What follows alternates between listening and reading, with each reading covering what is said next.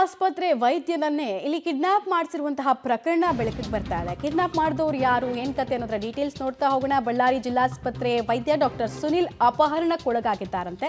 ಬೆಳಗ್ಗೆ ವಾಕಿಂಗ್ ಮಾಡುವಾಗ ವೈದ್ಯ ಸುನಿಲ್ರನ್ನ ಕಿಡ್ನಾಪ್ ಮಾಡಲಾಗಿದೆ ಅನ್ನೋದರ ಡೀಟೇಲ್ಸ್ ಇದೆ.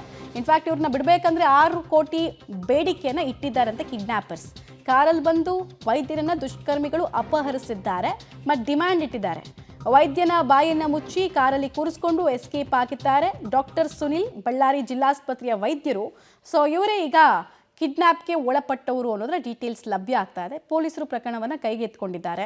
ಅಪಹರಣಗಾರರು ದುಡ್ಡಿಗಾಗಿ ಬೇಡಿಕೆಯನ್ನು ಇಟ್ಟಿದ್ದಾರೆ, 6 ಕೋಟಿ ಕೊಡಿ ಇವ್ರನ್ನ ಬಿಡ್ತೀವಿ ಅಂತ. ಸೊ ಯಾರಾದರೂ ಪರಿಚಿತರ ಅಥವಾ ಏನು ಕತೆ ಅನ್ನೋದರ ಡೀಟೇಲ್ಸ್ ಇನ್ನಷ್ಟೇ ನಮಗೆ ಮುಂದೆ ಸಿಗ್ತಾ ಹೋಗುತ್ತೆ. ಮತ್ತು ಬೇರೆ ಏನಾದರೂ ಇಂಟೆನ್ಷನ್ಗಳು ಇದ್ವಾ? ಕೆಲವು ಸಲ ಏನಾಗುತ್ತೆ ಅಂದರೆ ವೈಯಕ್ತಿಕವಾಗಿ ಗ್ರಜ್ಜಿದ್ರೂ ಕೂಡ ಈ ರೀತಿ ಕಿಡ್ನಾಪ್ಗಳನ್ನು ಮಾಡಿಬಿಡ್ತಾರೆ. ಸೊ ಅಂಥದ್ದೇನಾದರೂ ಇಲ್ಲಿ ಆಗಿದೆಯಾ ಅನ್ನೋದನ್ನ ಕೂಡ ಸದ್ಯಕ್ಕೆ ಪೊಲೀಸರು ಪ್ರಕರಣವನ್ನು ಕೈಗೆತ್ತಿಕೊಂಡು ವಿಚಾರಣೆಯನ್ನು ಮುಂದುವರಿಸಿದ್ದಾರೆ.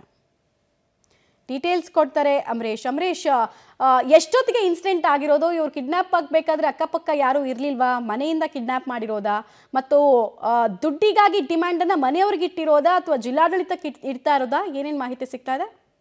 ಮಮತಾ, ಬೆಳಗಿನ ಜಾವ ಸತ್ಯನಾರಾಯಣ ಪೇಟೆ ಶನೇಶ್ವರ ಗುಡಿ ಬಳಿ ಏನು ವೈದ್ಯ ಸುನಿಲ್ ಅವರಿದ್ರು ನಾರ್ಮಲ್ ಆಗಿ ವಾಕಿಂಗ್ ಮಾಡ್ಲಿಕ್ಕೆ ಬಂದಿದ್ರು. ಈ ಸಂದರ್ಭದಲ್ಲಿ ಬೆಳಗಿನ ಜಾವ 6:30 ಸುಮಾರಿಗೆ ಅವರನ್ನ ಒಂದು ಇಂಡಿಗೋ ಕಾರ್ನಲ್ಲಿ ಬಂದಿದ್ದಂತ ಅಪಹರಣಕಾರರು ತಕ್ಷಣದಲ್ಲಿ ಅವ್ರ ಬಾಯನ್ನು ಮುಚ್ಚಿ ಅಲ್ಲಿಂದ ಕಾರ್ನಲ್ಲಿ ಹಾಕೊಂಡು ತೆರಳಿದ್ದಾರೆ ಅನ್ನುವಂತ ಮಾಹಿತಿ ಸಿಕ್ಕಿದೆ. ಹೀಗಾಗಿ ವೈದ್ಯ ಸುನಿಲ್ ಅವರ ಸಹೋದರ ವೇಣು ಅನ್ನೋಂಥವ್ರು ಏನಿದ್ರೆ ಅವರು ಜಿಲ್ಲಾ ಮದ್ಯ ಮಾರಾಟಗಾರ ಸಂಘದ ಅಧ್ಯಕ್ಷರಾಗಿದ್ದಾರೆ.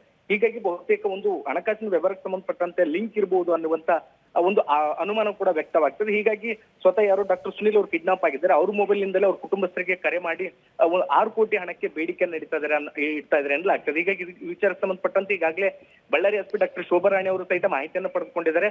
ಕಿಡ್ನಾಪ್ ಆಗಿರೋದನ್ನ ಕನ್ಫರ್ಮ್ ಮಾಡಿದ್ದಾರೆ. ಆದ್ರೆ ಯಾರು ಮಾಡಿದ್ರು ಮತ್ತು ಯಾಕಾಗಿ ಮಾಡಿದ್ರು ಅನ್ನುವಂತ ಸ್ಪಷ್ಟತೆ ಇನ್ನೂ ಕೂಡ ಸಿಕ್ಕಿಲ್ಲ. ಹೀಗಾಗಿ ಪೊಲೀಸರು ಕೂಡ ಈ ವಿಚಾರಕ್ಕೆ ಸಂಬಂಧಪಟ್ಟಂತೆ ಕಾರ್ಯಪ್ರವೃತ್ತರಾಗಿದ್ದಾರೆ. ಮಮತಾ, ಧನ್ಯವಾದ ತಮ್ಮ ಮಾಹಿತಿಗಾಗಿ ಅಮರೇಶ್.